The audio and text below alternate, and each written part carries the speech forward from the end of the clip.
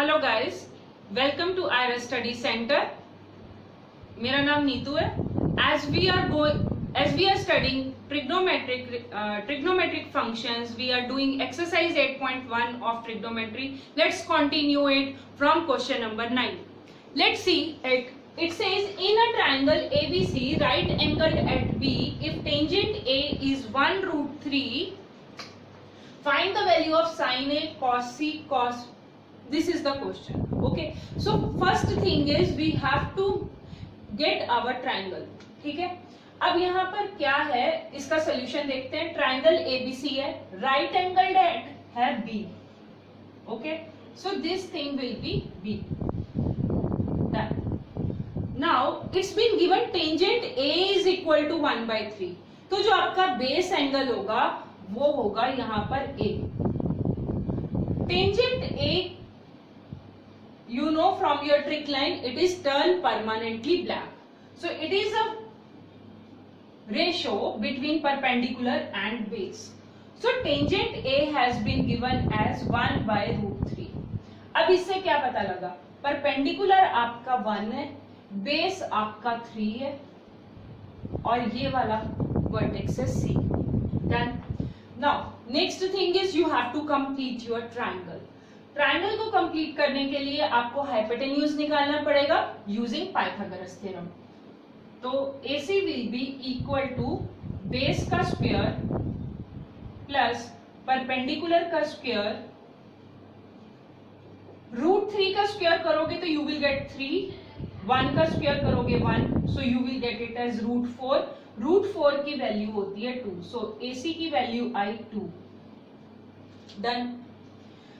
So after completing your triangle, you have to find the, you have to get the values of sin A, cos C, cos A, sin C. अब बेटा ये जो triangle है, इस triangle में आपको sin A और cos A की वैल्यूज मिल जाएंगी, लेकिन cos C और sin C की वैल्यू नहीं मिलेगी। So हम क्या करते हैं, पहले sin A और cos A की वैल्यू निकाल लेते हैं।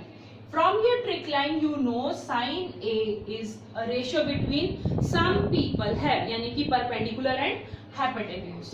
So perpendicular by hypotenuse. Perpendicular क्या हुआ आपका 1, hypotenuse क्या हुआ आपका 2. Done. अब जो cos A है, that is a relationship between from the trick line curly brown here. तो it is ratio between base and hypotenuse. Base आपका √3 है, हाइपोटेन्यूज आपका 2 है। Done. Okay, so as I told you, you can not find out sine C and cos C। Reason, क्योंकि base angle आपका C होना चाहिए, लेकिन इस ट्राइंगल में आपका बेस एंगल है A। तो आपको क्या करना पड़ेगा, आपको इस ट्राइंगल को रोटेट करना पड़ेगा। इस ट्राइंगल को रोटेट करने के लिए मैं क्या करूंगी, बेस एंगल को यहाँ पर C बना दूंगी, ऊपर वाला A होगा, and B I will not disturb क्योंकि B राइट एंगल है। ओके, लेकिन जब हमने इसको रोटेट करना है तो इसके जो साइड्स की जो वैल्यू है, लाइक आपको यहाँ पर दिख रहा है BC की वैल्यू 1 है, तो यहाँ पर भी मैं BC की वैल्यू 1 रखूंगी। यहाँ पर AB की वैल्यू √3 है, तो आप देख रहे हो जो लेंथ की वैल्यूज हैं मैंने उनको चेंज नहीं किया, लेकिन उनके वर्टिसेस को चेंज किया, ट्राइंगल को रोटेट किया। Okay, so AC will be again 2. Now from this triangle you can get the value of sin C. अब इस ट्राइंगल में परपेंडिकुलर क्या हुआ, AB, so that is equal to √3 divided by 2, और cos C हुआ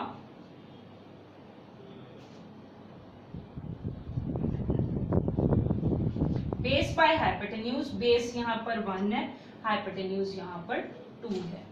done. Let's substitute these values in the given equation. जो हमारी first equation है आप उसके अंदर सब्स्टिट्यूट करो। साइन A cos C, अब देखो साइन A की वैल्यू क्या है, यहां से सब्स्टिट्यूट करना शुरू करो। अभी हम फर्स्ट पार्ट कर रहे हैं, 1/2 इंटू cos C 1/2। इन दोनों को ब्रैकेट में लिखो क्योंकि ये दोनों चीजें मल्टीप्लाइड है, फिर उसके बाद में प्लस का फंक्शन आता उसके बाद में cos A की वैल्यू आ गई √3/2 इंटू साइन C की वैल्यू आ गई √3/2 and this also you put in a bracket. जब भी आप मल्टीप्लीकेशन करते हो तो न्यूमरेटर न्यूमरेटर से मल्टीप्लाई होता है और डिनोमिनेटर डिनोमिनेटर से। तो मल्टीप्लीकेशन में कभी भी एलसीएम नहीं होता। So here it will be 1/4 plus, अब √3 से मल्टीप्लाई होगा तो you will get it as 3, denominator denominator से मल्टीप्लाई होगा 4। अब यहाँ पर प्लस है निशान, तो इसका मतलब आपको यहाँ पे एलसीएम लेना है। एलसीएम लोगे, डिनोमिनेटर सेम है तो let it be 4 only, numerator में 4, so the answer is 1. For the first part, answer is 1. Let's try to substitute for the second part. Second part में कहता है cos A. cos A की value देखो यहाँ पर √3/2 आ रही है, so you substitute here √3/2. Multiply. यहाँ पर क्या कहता है cos C. cos C की वैल्यू क्या आ रही है 1/2. Put it in a bracket minus sin A. Sin A is half and sin C is √3/2. Done. अब दोबारा, so this will be √3/4 minus √3/4. अब आपको यहाँ पर क्या पता लग रहा है, दो इक्वल क्वांटिटीज आपस में सब्ट्रैक्ट कर रही है। It is just similar as 5 - 5, तो 5 - 5 होगा तो क्या होगा 0 होगा। तो यहाँ पर सिर्फ √3/4 माइनस √3/4 लिख रखा है, तो answer will be 0। For the second part answer is 0। Copy it please.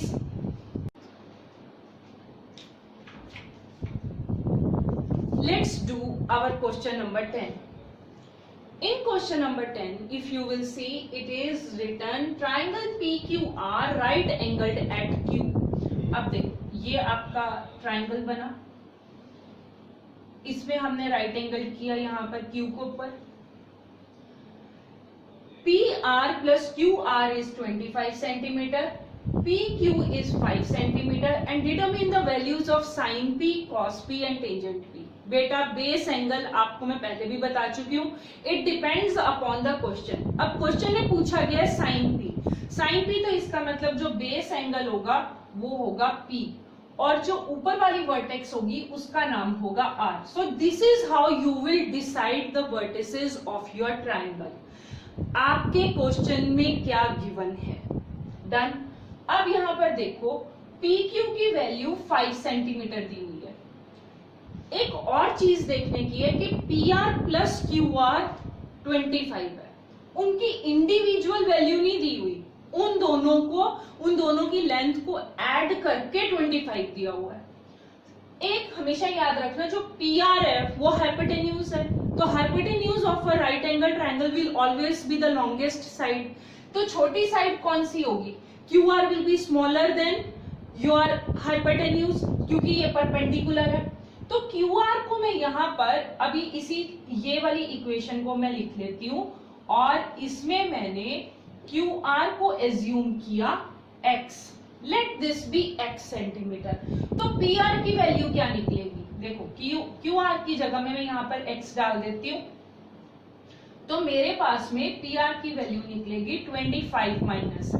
So I can write my hypotenuse as 25 - x। ठीक है, now you get the value of x and it will help you to get the values of this thing. Now how you will get it, you will just apply Pythagoras theorem.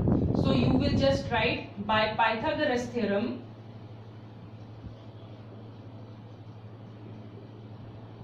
so by Pythagoras theorem you know it is 25 minus x का whole square is equal to base का square plus perpendicular का square. Done. अब इसको open करो, ये कौन सा relation दिख रही है, हमें दिख रहा है a - b होल स्क्वायर। तो a - b whole square means 25 का स्क्वायर, b क्या हुआ x का square minus 2 into a into b, 2 into 25 is 50 और फिर हुआ x। 25 का 5 का स्क्वायर करोगे तो it will B 25 plus x square on both the sides. अब यहाँ पर देखो बीच में इक्वल है, इक्वल के तरफ में अगर दोनों तरफ में सेम क्वांटिटीज होती हैं तो उनको स्ट्राइक आउट कर देते हैं। अब हमारे पास में क्या बचा है, यहां पर अगर मैं सॉल्व करूंगी, it I will be having 625 minus 50x, bring this 25 also here, and equal to के बाद क्योंकि कोई क्वांटिटी नहीं बची, so I will write it as 0। 625 में से 25 subtract 2 तो आया 600। Now you move this thing here, so you will get it as minus 50x is equal to minus of 600, क्योंकि यहाँ पर 600 positive है, after moving there it will become minus। If minus minus and cancel हो जाएंगे और 600 by 50, so you will get it as 112। So x की value आई आपकी 12। x is your perpendicular, so x की यानी कि perpendicular की वैल्यू हो गई 12 centimetre. Done. So this is your QR। Now you need to find out hypotenuse। Hypotenuse की जो वैल्यू होगी that will be 25 minus x। x की वैल्यू हमें ऑलरेडी 12 मिल चुकी है, तो PR will be what? 25 minus 12, value I 13। So your hypotenuse is 13 centimeter। So what we are supposed to find out? Sin P। Sin P some people have, यानी कि perpendicular by hypotenuse। perpendicular यहाँ पर कौन सा है? QR, और hypotenuse क्या है? PR। So you write it as QR is 12, PR is 13। On the same basis, cos P, curly brown here, B stands for base, H stands for hypotenuse। Base is PQ, hypotenuse is PR। Substitute the values, you will get the result। Last is tangent P। It is turned permanently black, so it is perpendicular by base। Perpendicular is QR and base is QP। So you can substitute the values and get the result। Please note the answer।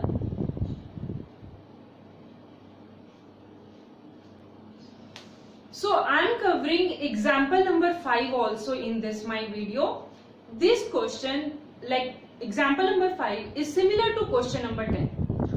But what is the difference, there the sides का sum दिया है और यहाँ पर दोनों sides का subtraction दिया है।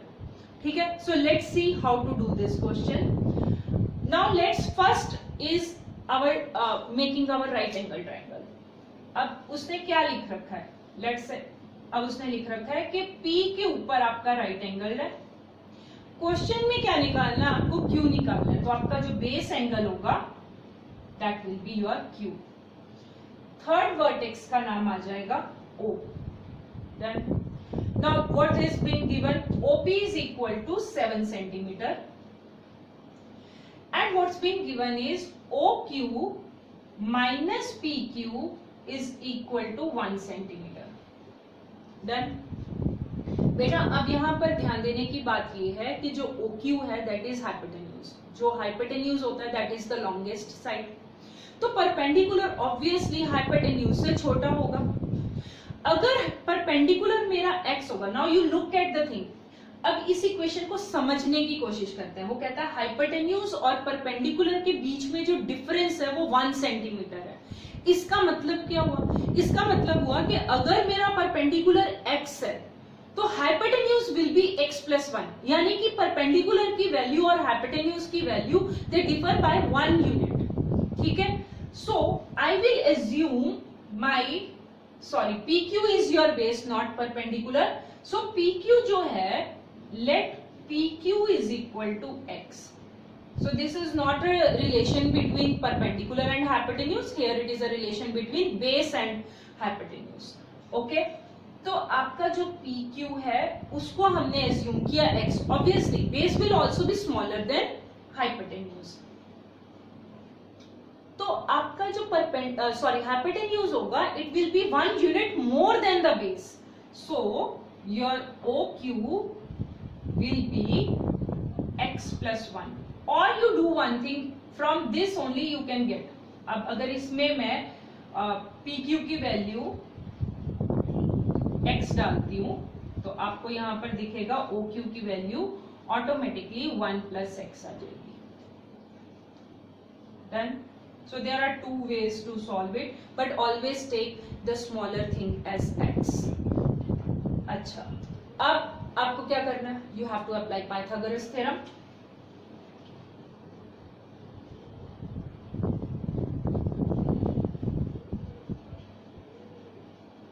Which says hypotenuse का square is equal to base का square plus perpendicular का square. So अब यहाँ पर क्या दिख रहा है रिलेशन? ये है a plus b whole square का relation. So it will be 1 plus x square plus 2 into ab means it will be now 2x is equal to x square plus 49. x square will cancel each other क्योंकि ये दोनों terms equal to के इधर उधर आ रही हैं, so they can cancel. तो अब this one you shift there, you will get it as 49 minus 1 is what? 48. तो x की आपको value milli 48 divided by 2, that is 24. It means आपकी बेस वैल्यू आई 24. तो हाइपोटेन्यूज क्या होगा? Obviously it will be 1 more than your base. So OQ is equal to 25 centimeter. Now you have to get the values of sin Q and cos Q. Get it fast.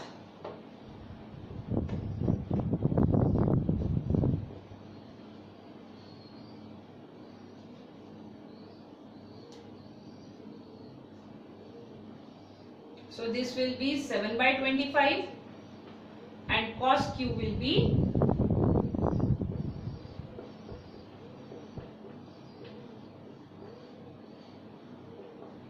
24 by 25. Kindly note the answers.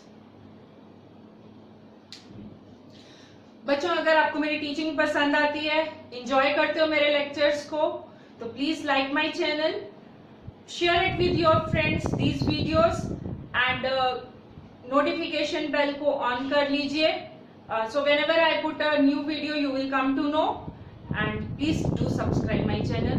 Thank you for the time being. Meet you in next class.